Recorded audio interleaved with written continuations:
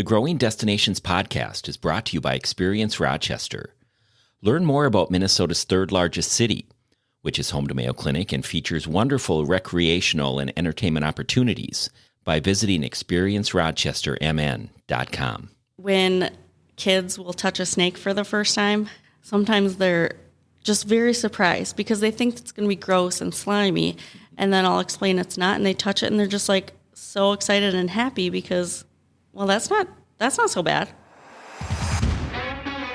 Welcome to the Growing Destinations podcast, where we take a deep dive into destination development and focus on a wide range of topics, from tourism and entertainment to economic development and entrepreneurism and much more. I'm your host, Bill Von Bank. Spending time in nature isn't just a great way to unwind. It's essential for our well-being and understanding of the world around us.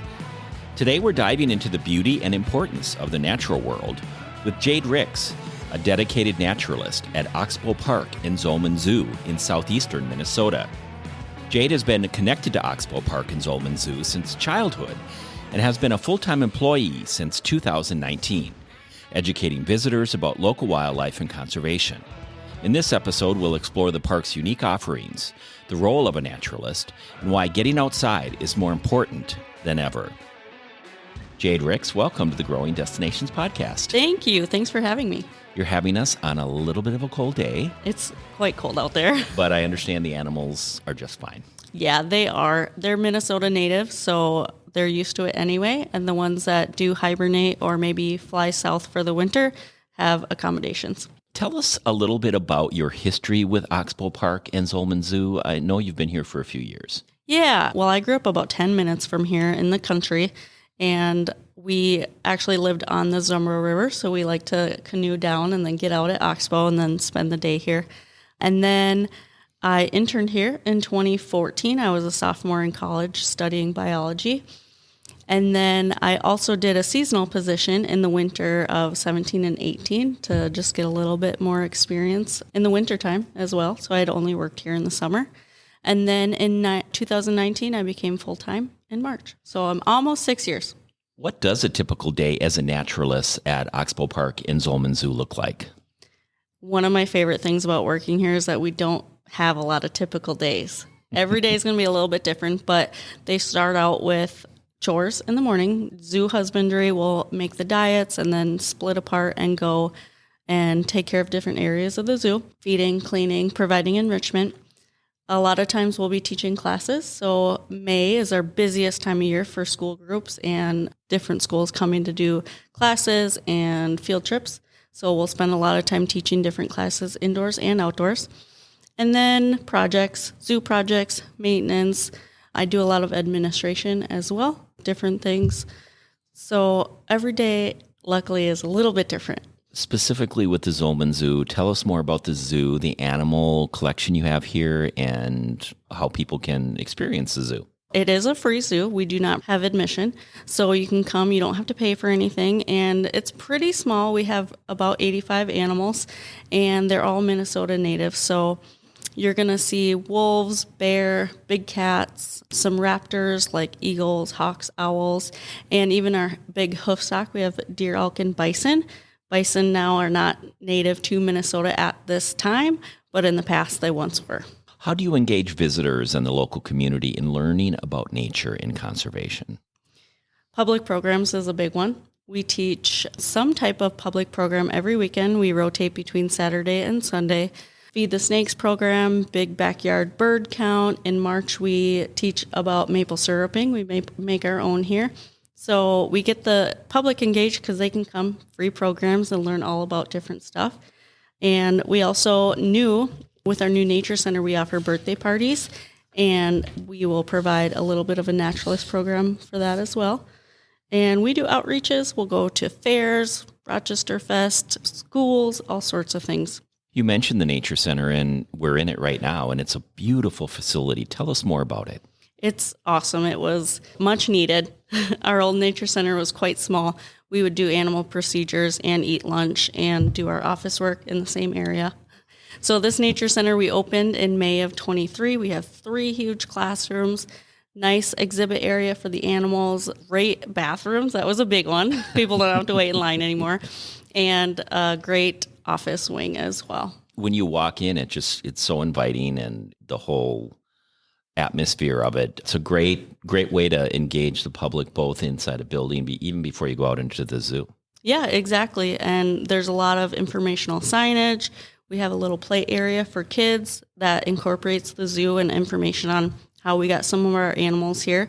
So there's a lot of learning that you can do here in the Nature Center. Why do you think it's important for people to spend time in nature? Nature has many health benefits, just being outside. There's a lot of research on it. Even spending 20 minutes outside has shown increased levels of cortisol and decreased stress hormones. So I can say all I want, well, it's good for you, but there's science now to back it. And it's fun. You learn a lot. You get to get dirty, and you get to see all sorts of stuff, animals, plants. You can play in the river, in the water, and it's just more engaging, I think, than watching TV or staying inside. Did you see an increase in people experiencing the outdoors, especially during the pandemic? I would say yes, not right away, because we were closed at some point with the state mandates and everything. But once summer hit, it was a big increase. A lot of people out hiking, camping for the first time, maybe enjoying the outdoors in the zoo, because that's kind of what COVID made us do, was spend more time outdoors, and there was a big increase. What are some simple ways families can engage with nature, even if they don't have access to a large park? If they don't have access to a large park, they're still going to have access to some type of nature. Even in the middle of Rochester, Indian Heights Park, a lot of people don't know it's there, and it's right smack in the middle of the city. So it's there. You can check out Quarry Hill as well, bird watching, going for a walk. Here at Oxbow, we have a campground, and it's a little bit old school, not as updated as some campgrounds, but it's great because there's not much to it. You don't have to buy all this new stuff to try camping. It's a good place to try it out if you have always wanted to try camping, but you're a little nervous. I think that would be a good way to try out nature. For people who may not be comfortable exploring the outdoors, how do you encourage them to take that first step? Coming to a nature center is a great first step, because we are indoors. So if you're a little nervous to be outside in nature, you can check out some cool facts and read about the animals here in the Nature Center. But we also have hiking trails that, again, they're not a big commitment. We have some short ones that if you're worried about maybe not being able to do it or it's too long, it's a great place to try it out, because it's not like we're Zion National Park. You don't have to get all this camping gear and hiking gear and all this fancy stuff. You can just kind of come out for the day and enjoy it. Are there any challenges you face in your role, particularly in educating the public about wildlife and conservation? Yes. A lot of people, well, maybe not a lot, but some people just don't understand zoos, and that's okay. We are here to educate them on what zoos are about. We're here to educate on why the animals are here. We have a lot of rehabbed animals. They're here because they cannot live in the wild. So we're a place that they can continue living. They didn't have to be euthanized because they got hurt. We also support conservation of species. We're part of a Minnesota bison conservation herd. So it's a program where we are conserving the bison species. So we do have challenges with some people who don't understand that, and we hope that we can reach out to them and get them to understand it. But every once in a while, you can't change everybody's opinion, and that's okay. You grew up going to Oxbow Park. How did that influence your passion for the outdoors and ultimately your career? Right away as a child, I was, and not in a bad way, but forced into nature. My parents are very nature loving. They like to spend time outside. So naturally, I was too. My mom especially, she loved taking in maybe some stray cat, and we'll take care of animals that we might find that are hurt. So we did a lot of that canoeing as a kid, and it just kind of continued with my love. I loved coming out here because I love animals. I had tons of pets growing up, so it just kind of stuck with me.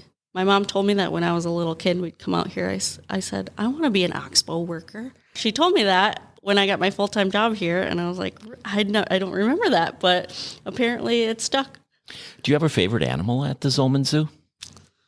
It's a really tough question. They're all incredible, but when we got the cougar, we got her as a 4-week-old kitten, and it was a once-in-a-lifetime opportunity. We got to help raise her, bottle feed her, and just see her grow, and that was a really cool experience. A magnet for families, I would imagine, the zoo. Are there any stories along the way that you see where kids just get so excited about this animal or that animal that you can share?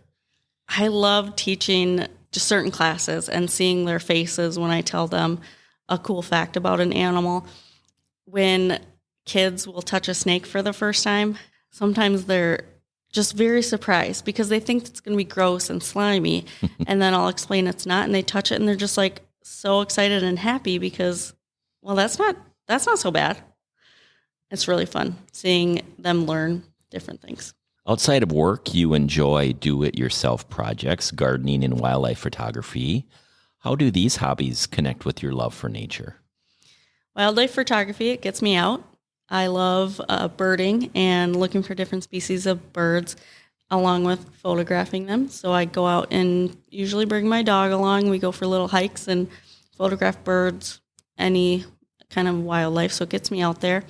Gardening, not so much like wildlife out hiking around, but I'm outside in my yard all the time, and keeps me busy.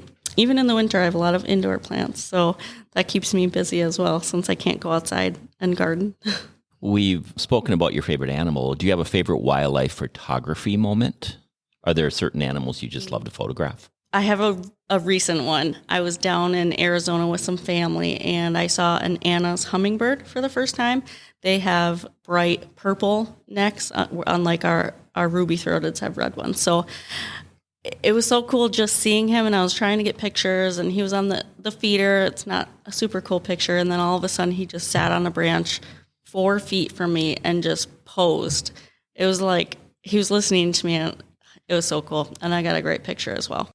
Is there additional education or continuing education that you need to go through as you continue to share your experiences here at the zoo and teach? Yeah, there's not anything we're required, no certifications or anything, but we do a lot of continuing education. Every 2 years we get our CPR certification. We will take classes on online. It's actually through San Diego Zoo, and there's different classes about training animals and different browse you can feed different animals. And the county, I work for Olmsted County, obviously, and they provide different trainings as well, like leadership training.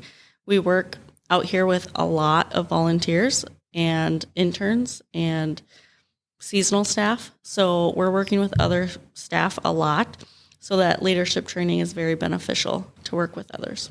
How do you acquire your animals? We acquire them in a couple different ways. So some of our animals are injured. All the birds, all the raptors have some type of injury that make them not able to go back to the wild, not able to fly, catch their food, and survive. Some of our animals, the mammals as well, have come to the zoo because they also can't survive in the wild. Our bobcat, for example, was found as a kitten, and they thought he was just way too friendly, in other words, to let him out into the wild. If they did, he'd go up to people, wouldn't really be safe. So that's how he ended up here. And we also work with other zoos. If we, like for our skunks, for example, we got them from another zoo here in Minnesota, and we worked with them as well. If someone is interested in becoming a naturalist, what advice would you give them? They may not like it, but internships, mine were unpaid. You know, it's not very fun to have an unpaid internship. And getting a really wide variety of experience, volunteering, internships, even seasonal position. All of us naturalists here have worked seasonal positions before, and just getting a very wide and broad experience, because being a naturalist is very wide and broad. You're not just a zookeeper. You're not just an educator. You're not just a maintenance or an administration worker. It's a little bit of everything. So getting as much experience in different areas as you can. What's your favorite season at Oxbow Park and why? I think my favorite season is spring, because not that I don't like winter, but it's nice when maybe you go through a harsh winter and then it warms up a little bit and you see a sprout of a little plant coming up, some green, and your migrating birds are coming back. It's kind of like a fresh start almost, and the beginning of a new fun season of teaching and warm weather and sunshine. It's just exciting.